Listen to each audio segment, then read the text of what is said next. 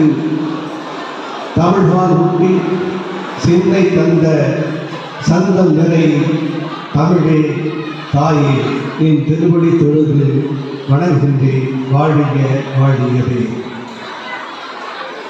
அன்பார்ந்த இந்த ஹோலி கிராஸ் மேல்நிலைப் பள்ளியின் தாளாளர் அவர்களே, முதல்வர் அவர்களே, இங்கே பணியாற்றி கொண்டிருக்கின்ற ஆசிரியர் பெருமக்களே, மாணவர்களே, இங்கே மேடையிலே அமர்ந்திருக்கின்ற அறிவார்ந்த பெரியோர்களே, இங்கே வருகை கொண்டிருக்கின்ற அறிவியல் அறிஞர் விஞ்ஞானி அசோக்குமார் அவர்களே, வழக்கறிஞர் அவர்களே, மேடையில் அமர்ந்திருக்கின்ற அன்பர்களே, பெரியோர்களே, பெற்றோர்களே, இங்கே வந்திருக்கின்ற உங்கள் அனைவருக்கும் இந்த இனிய காலை பொழுதிலே எனது நன்றியையும் வணக்கத்தையும் தெரிவித்துக் கொள்ள விரும்புகின்றேன். இங்கே அனைவருக்கும் தமிழ் தெரியும் என்று நினைக்கின்றேன். அன்பார்ந்த மாணவர்களே, இங்கே விழா நடந்து கொண்டிருக்கிறது. இந்த விழா எதற்காக நடக்கிறது, ஏன் நடந்து கொண்டிருக்கிறது, தேர்வுகள் அருகே இருக்கின்ற போது ஏன் இங்கே இப்படிப்பட்ட ஒரு அற்புதமான நிகழ்ச்சிகளை நடத்தி கொண்டிருக்கிறார்கள் என்று இந்த பள்ளியில் மட்டுமல்ல எல்லா பள்ளியிலும் நடக்கின்றது. ஏன் என்று சிந்தித்து பார்த்தீர்களா? நீங்கள் சீர்முறை அணிகிறீர்களே, ஏன்? எந்த ஒரு மாணவர்களுக்கும் ஏற்றத்தாழ்வுகள் இருக்கக்கூடாது என்பதற்காக, சீராக இருக்க வேண்டும் என்பதற்காகத்தான் சீருடை. அதை போல்தான் இங்கே உங்களுக்கெல்லாம் ஒரு புத்துணர்வு ஊட்டக்கூடிய ஒரு விழா. இங்கே நடைபெறுகின்ற இந்த விழாவிலே உங்களுக்கு ஏற்படுகின்ற அந்த புத்துணர்வு இன்றைக்கு நேற்று நாளைக்கு மட்டுமல்ல, உங்கள் வாழ்நாள் முழுவதும் எண்ணி வழியை தக்க இந்த உணர்வை உங்கள் இதயத்திலே பதிந்துவிடும் என்பதற்காக. அதேபோல் இங்கே பருவங்கள், நமது மனித வாழ்விலே பருவங்கள் நிறைய இருக்கின்றன. அந்த பருவங்களிலே குழந்தை பருவம் முதல் முதிய பருவம் வரை இருக்கிறது. அந்த பருவங்களிலே இந்த மாணவ பருவம் என்பது யாருக்குமே மறக்க முடியாத ஒரு அற்புதமான ஒரு பருவம். இந்த பருவத்திலே தான் துள்ளி ஓடும் மான்களை போல் உங்கள் எண்ணங்கள் ஓடும், சுற்றி தெரியும், பறந்து செல்லும் அந்த பட்டாம்பூச்சிகள் போல் உங்கள் சிறுகைகள் பறித்தாலும் வானத்தை எல்லாம் தொட்டு வரக்கூடிய அளவுக்கு உங்களுடைய சுறுசுறுப்பு அந்த இரத்த ஓட்டங்கள் இந்த நேரத்தில் இருக்கும்.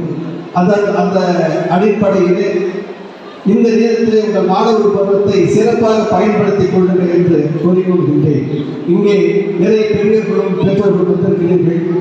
உங்களுக்காக ஒரு சிறிய கருத்தை சொல்கின்றேன்.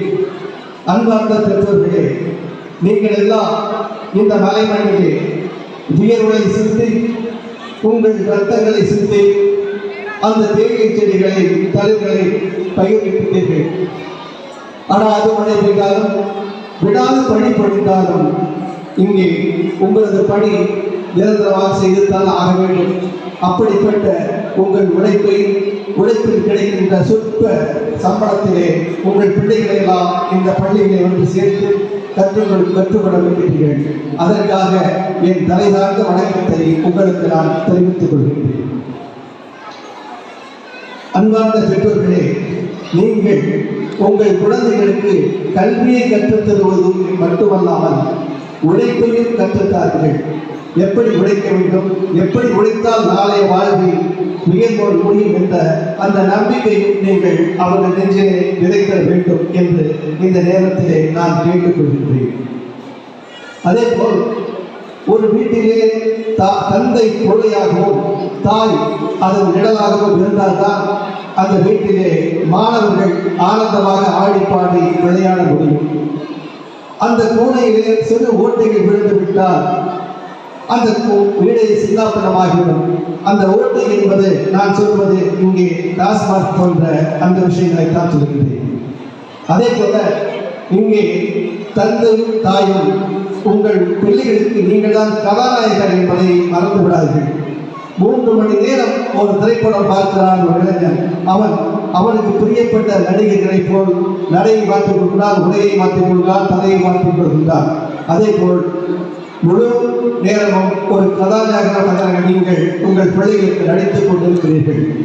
அது எப்படி நாங்கள் பிள்ளைகள் நடிகர்கள் என்று சொல்லுங்க. உலகம் என்ற மேடையிலே எல்லோரும் நடிகர்கள் தான்.